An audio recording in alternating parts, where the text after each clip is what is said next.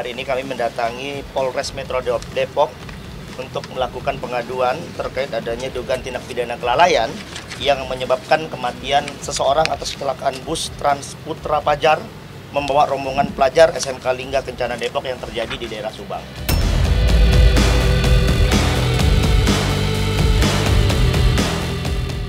Dan kami juga meminta kepolisian, penyidik Polres Depok untuk segera memeriksa apakah ada oknum-oknum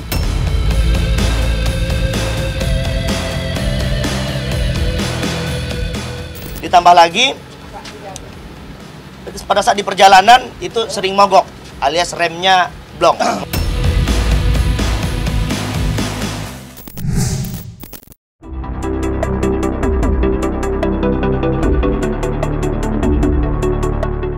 Belum habis memang air mata yang bercucuran dari keluarga korban. Tetapi kisah tragis kecelakaan bus rombongan pelajar SMK Lingga Kencana Depok kini telah memasuki babak yang baru.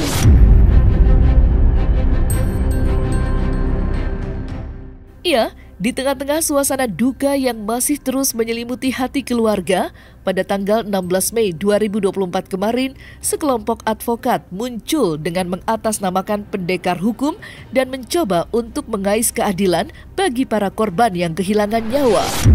Tidak tanggung-tanggung, dalam langkah perdana itu, para pendekar hukum mendatangi Polres Metro Depok dan melaporkan adanya dugaan kelalaian yang disinyalir menjadi penyebab kecelakaan fatal itu terjadi.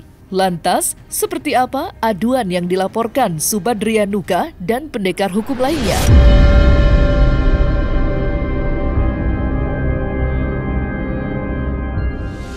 Sebelum kita menyampaikan beberapa poin penting hari ini, kita ingin mengucapkan bela sungkawa yang sebesar-besarnya. Kita turut berduka cita atas kejadian ini. Kita juga mendoakan semoga para korban 11 orang yang meninggal akibat kecelakaan ini bisa tenang di sisinya. Intinya hari ini kami mengumpulkan sehubungan adanya fakta dan informasi yang berkembang di tengah masyarakat terkait adanya kecelakaan yang tadi kami sampaikan, bus Trans Putra Pajar yang mengangkut rombongan pelajar SMK Lingga Kencana Depok, yang dikarenakan ada beberapa dugaan unsur kesengajaan dalam kasus ini. Oleh karena itu kami melayangkan pelaporan pengaduan ini adanya dugaan kelalaian dari pihak PO bus Trans Putra Pajar dan dugaan keterlibatan pihak SMK Lingga Kencana Depok atas kecelakaan ini. Tidak dapat dipungkiri, musibah kecelakaan bus rombongan pelajar SMK Lingga Kencana Depok memang dipenuhi kejanggalan yang menggulirkan tanya di benak masyarakat. Contohnya, seperti isu yang menyebut kalau izin bus yang mereka kendarai itu telah hangus di akhir tahun 2023 kemarin. Parahnya lagi, belum lama ini pihak kepolisian juga mengungkapkan bahwa bus Malang itu telah menjalani beberapa kali modifikasi agar terlihat lebih tinggi. Demi memperjuangkan keadilan bagi para korban, temuan kejanggalan tersebut lantas dikemukakan kembali oleh para pendekar hukum saat membuat laporan di Polres Metro Depok kemarin. Lantas benarkah para pendekar hukum telah mengantongi pula bukti dari kejanggalan-kejanggalan yang lain? Serta apa pula kejanggalan utama yang sangat mengiris hati para pendekar hukum?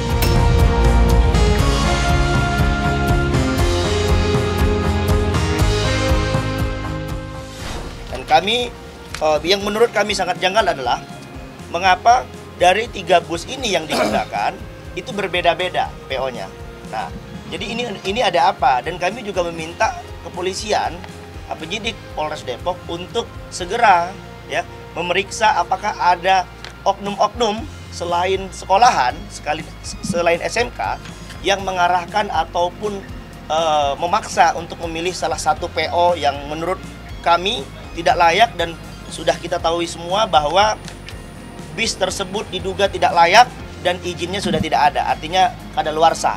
Kalau untuk kejadian ini kemarin itu yang di Jalan Raya Subang Bandung itu bisnya kalau kita cek untuk memang sudah terlambat untuk ujikir.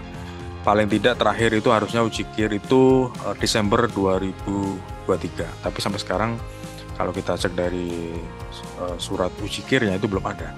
Berarti memang bisnya ini memang ada masalah ya. Selain kelayakan juga mungkin dipertanyakan, lalu juga masalah validitas dari bus itu juga perlu ditanyakan. Ditambah lagi pada saat di perjalanan itu sering mogok alias remnya blong.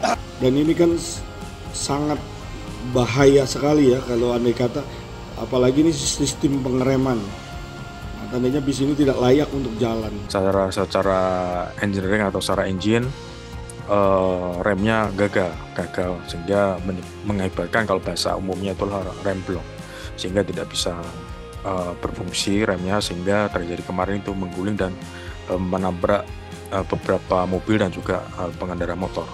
Jadi yang saya sayangkan, jadi kalau rem blong memang kalau dari versi drivernya, sopirnya itu sudah mengalami masalah ketika mereka makan. Jadi mereka makan malam itu sudah ada masalah. Jadi sepertinya anginnya habis. Ya, kami meminta agar kiranya Polres Metro Depok untuk memeriksa terkait adanya kejanggalan ini dan memeriksa apakah benar adanya kelalaian, dugaan tindak pidana kelalaian sehingga menyebabkan orang kematian.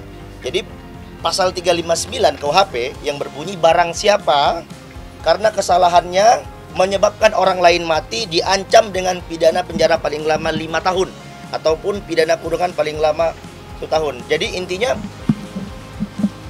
peran dalam memilih PO bus ini siapa yang memilih? Anggaran yang dari siswa saja itu ada ratusan juta. Mengapa memilihnya seolah-olah nyari yang murah? Saya turut berduka cita kepada keluarga yang ditinggalkan. Ini satu kejadian yang sangat menyedihkan, sangat membuat terpukul banyak pihak, dan mudah-mudahan kita menjadi lebih berhati-hati lagi dimanapun kita berada.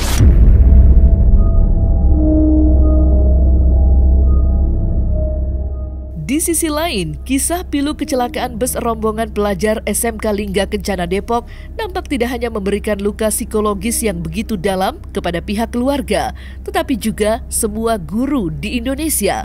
Bayangkan saja, acara perpisahan sekolah yang seharusnya syarat akan euforia, tanda keberhasilan mereka mendampingi murid menyelesaikan studi, justru melahirkan sebuah mimpi buruk berkepanjangan. Luka itu pun kian dibuat hebat, menyaksikan munculnya aksi oknum warganet yang justru berbalik menyalahkan para guru. Pasalnya, ada yang curiga kalau acara perpisahan sekolah seringkali dijadikan ajang mencari pundi-pundi pemasukan oleh oknum guru.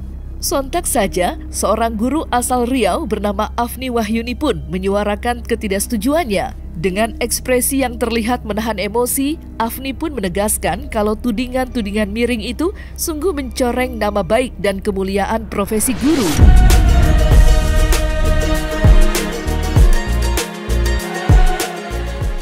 Hari ini, guru-guru Indonesia merasa tersakiti.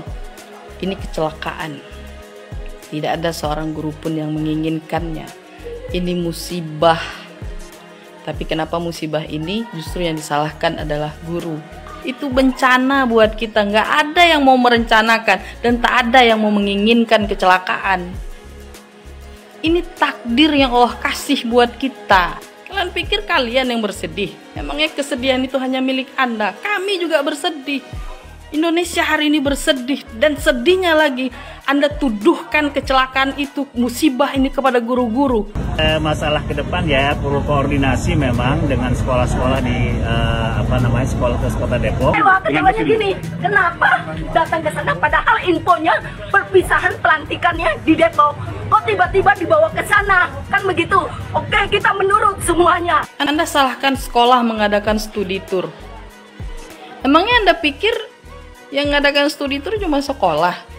Anda nggak pernah lihat berita anggota dewan, pejabat itu melaksanakan studi tour juga ke luar negeri pakai uang negara. Sekarang dari kemarin saya ini nggak tidur, walaupun bukan anak kandung saya kasihan, ibunya sudah nangis di rumah.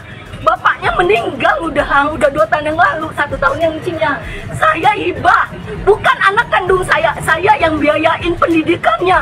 Sekarang kalau ditanya ke sini bu, pusing nggak?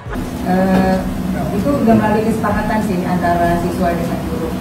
Kalaupun Anda mempermasalahkan perpisahan itu, anak yang tidak ikut atau anak yang ikut atau tidak ikut harus bayar.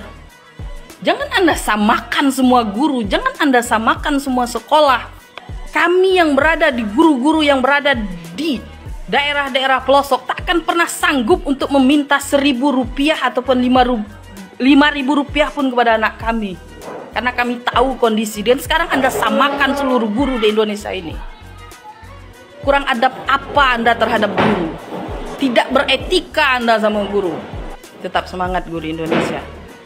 Walaupun hari ini dihinakan, bukan berarti kita harus berhenti untuk menjadi seorang pendidik di hadapan anak-anak kita.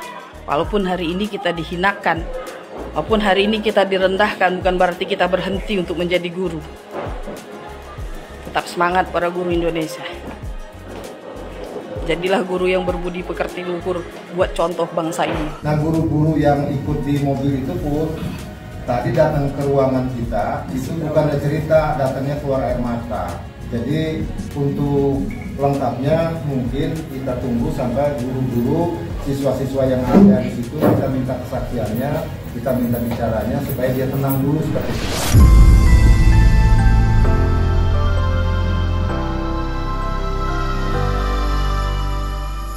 Terlepas dari timbulnya perdebatan panas, kecelakaan bus rombongan pelajar SMK Lingga Kencana Depok tetaplah sebuah tragedi menyesakan, terkhusus untuk para orang tua yang harus menjalani hari-hari tanpa sang buah hati. Apalagi beberapa bahkan sudah memiliki firasat buruk yang membuat penyesalan itu semakin kacau berkecamuk di hati mereka. Ya, salah satu korban yakni almarhumah Ade Nabila disebut-sebut sempat menuliskan sepatah kata penuh arti yang kini dianggap bagaikan sebuah kata perpisahan indah darinya. Selain itu, ada pula korban yang sempat meminta maaf kepada kerabatnya. Lantas, seperti apa sosok para korban di mata keluarga? Serta bagaimanakah pula curahan hati para orang tua?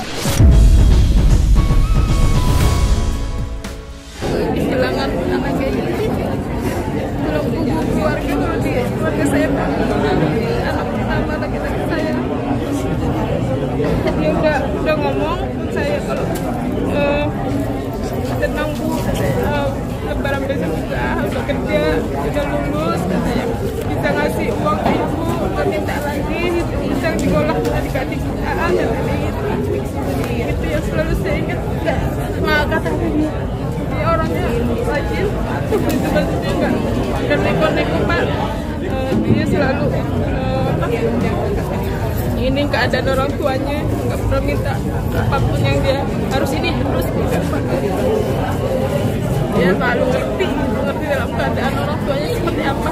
Hari Sabtu tanggal 11 sore jam 4:30 waktu dia habis dari Tangkuban Perahu wisata, dia pulang makan, katanya saya WA ini pulang kapan? Kata udah ini udah jalan pulang, kata dia belum Bu, habis makan ini baru jalan pulang gitu. Setelah berapa jam kemudian ya nggak ada kabar sama sekali lagi. Itu udah ada berita seperti itu. Anak saya satu-satunya yang saya arpen. Nah, dia juga memang sebelum dia meninggal, sebelum dia kejadian ini, dia juga kalau udah lulus dia ingin bantu orang tua. Dia udah nggak mau sekolah, dia pengen langsung kerja, pengen bantu saya sama ibunya. Tapi sebelum cita-cita dia kesampaiannya, nggak tanda-tanda dia nggak ada tanda-tanda. Cuma yang sebelum dia kejadian dia pesan ibunya, Bu, sebelum jam jangan tidur dulu, tungguin Intan sampai Intan pulang. Sosok Dimas mah anaknya baik sekali, dia mah nggak pernah lagi nyusahin orang tua. Dia kalau minta uang 5.000 ya 5.000, ngambilnya nggak pernah lagi lebih. Anaknya dia baik, nurut. Kalau saya suruh apa-apa nggak pernah lagi nyaut-nyautin. Dia antar adek pada ngaji, iya diantar, ngajinya kan kemeruyung, diantar sama dia. Dia dari almarhum anak pertama. Meninggal udah 3 tahun besok Agustus. Nah, selesai sudah Cumi Lovers, saksikan terus Cumi Camp In Depth, kabar lengkap, mendalam, dan akurat dari narasumber terpercaya. Dan jangan lupa untuk like, subscribe, dan juga share channel YouTube Cumi Cumi.